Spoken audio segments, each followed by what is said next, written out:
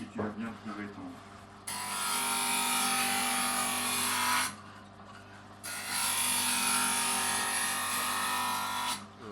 Tout simplement, un jour, il y a un peu plus de 30 ans, je suis rentré dans un atelier de vitraux et instantanément, j'ai su que j'avais envie de faire des vitraux et que je pouvais le faire. C'était très curieux comme sensation. En même temps, dans ma tête, il y avait deux choses qui se chevauchaient. C'était je veux et je peux. Et de ce jour-là, je savais que je voulais faire ça. Il s'est passé quelques mois avant que je commence à en faire. Et au bout de quelques mois, j'ai commencé à en faire. Et à ce moment-là, j'étais dans ma ferme en Corrèze, où j'élevais des poules.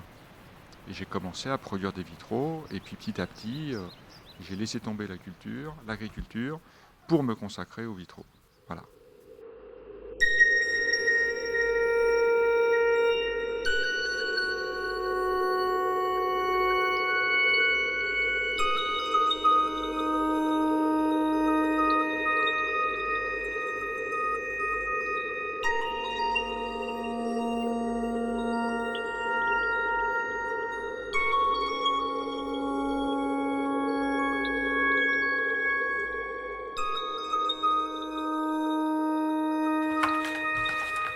Voilà.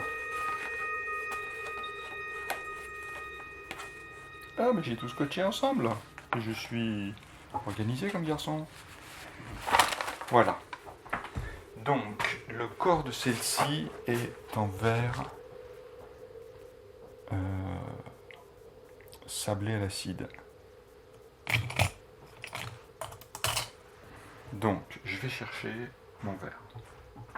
J'ai commencé par bien brosser ma table, parce qu'il peut y avoir des petits éclats de verre, et quand je vais poser ma feuille de verre, ça va venir et ça va la rayer.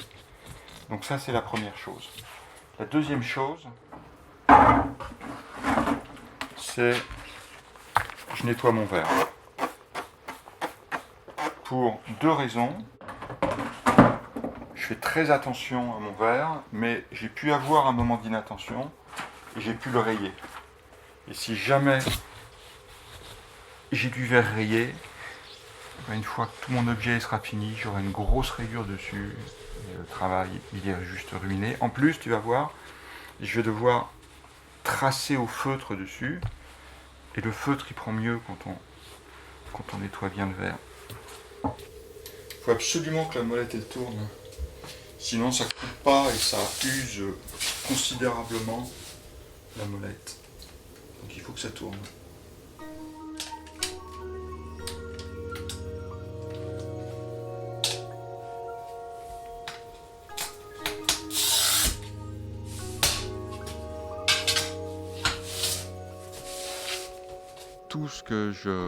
Tout ce que nous proposons, puisque je travaille avec Christine Cassiaguera, depuis 15 ans je travaille avec elle, donc c'est vraiment un travail à deux aujourd'hui. Donc tout ce qu'on propose dans notre atelier, ce sont des objets qu'on a dessinés et fabriqués. C'est pour ça qu'on n'achète rien pour leur vendre. Voilà. Donc j'y tiens, c'est vraiment un atelier.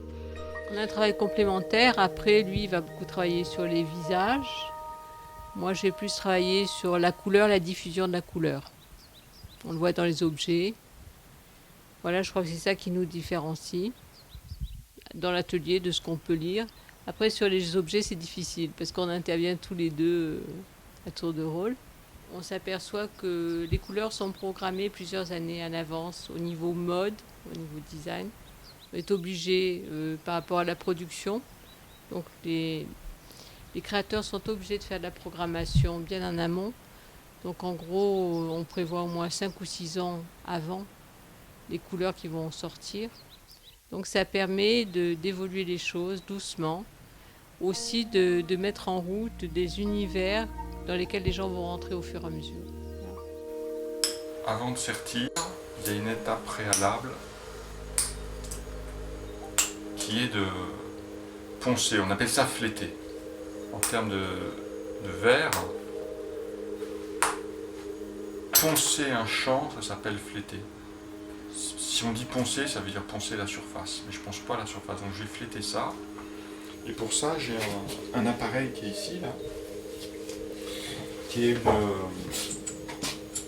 un axe qui tourne sur lequel j'ai fixé une meule. C'est en fait de la poussière de diamant qui est encollée sur cette meule. Il manque de l'eau et en plus j'ai de la poussière de verre tout autour qu'il faut que j'enlève. Voilà. Maintenant l'eau devrait arriver à ce rebord-ci là, mais il en manque. Donc il me faut de l'eau et j'ai plus d'eau. Donc je prends mon arrosoir là et je vais à la fontaine. Et moi je te suis. Ok.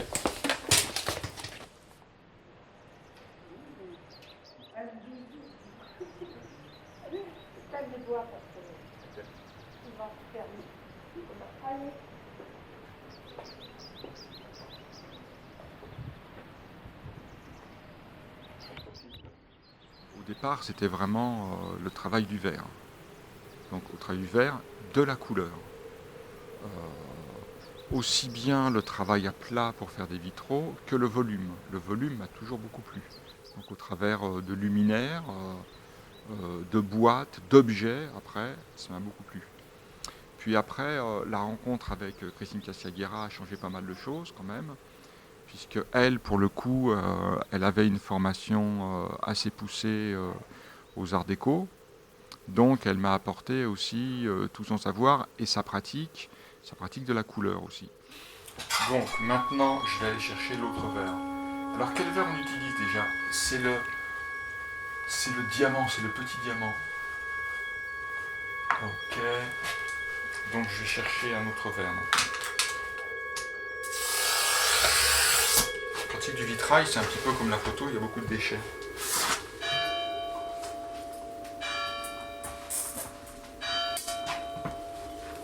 C'est 11h qui sonne? Oui, je crois.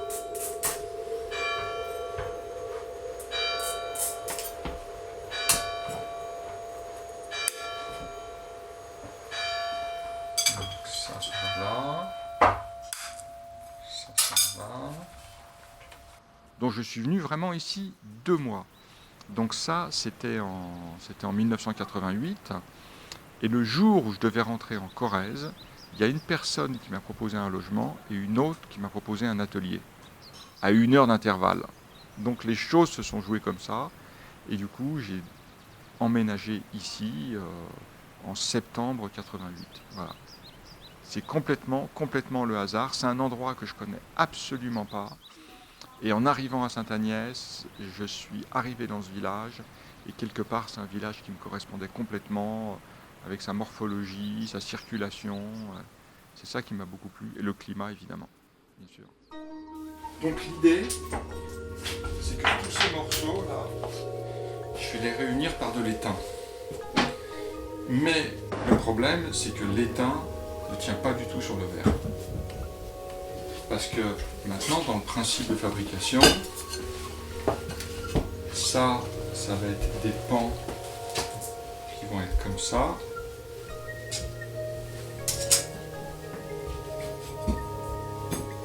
Et moi, je veux le réunir par de l'étain. L'étain ne prend pas sur le verre. Donc, je vais sertir avec du cuivre. Donc ça, c'est un cuivre qui fait 3 centièmes de millimètre d'épaisseur, qui est extrêmement malléable. Ce qui se passe, c'est que là, j'ai cuivré autour, mais j'ai pas bien appuyé, le cuivre il est un petit peu gondolé.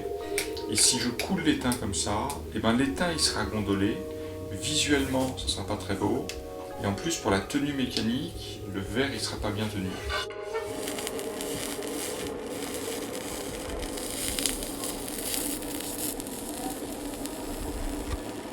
Le petit.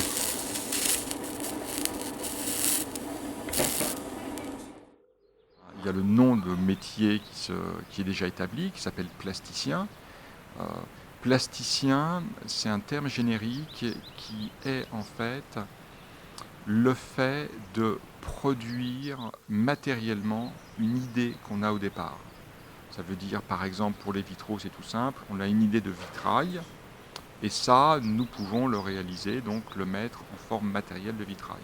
Mais ça peut être aussi une idée. Quelqu'un qui veut un endroit qui fonctionne en harmonie, donc définir ce que c'est que pour la personne l'harmonie, et matériellement produire cette idée-là. Donc ça s'appelle plasticien. Donc c'est vrai que je suis plus plasticien verrier et ma compagne est plus plasticienne de l'environnement ou plasticienne coloriste, mais le métier c'est plus plasticien.